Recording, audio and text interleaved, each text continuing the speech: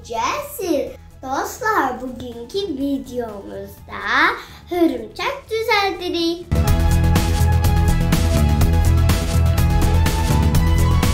Əvvəlcə hörümçəyin bədənini düzəldək. Dostlar, bankadan istifadə edirəm ki, bədənini düzəltmək üçün. Ne kaç?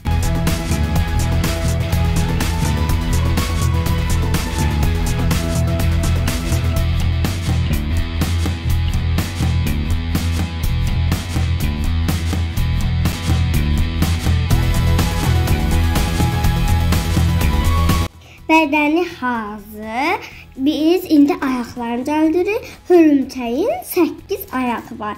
Ona görə də 8 dənə ayaq kəsməliyik.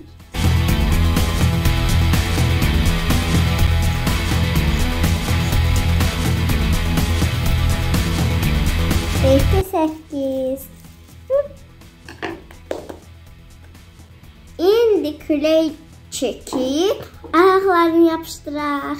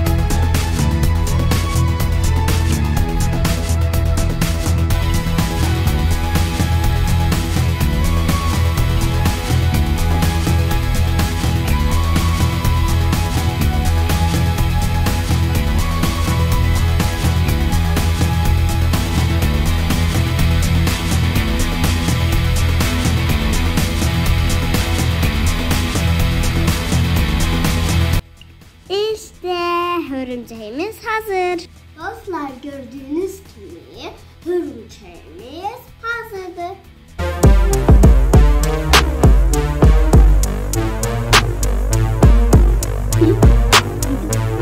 Çok tatlı oldu. Hem de bu benim yeni oyuncağım.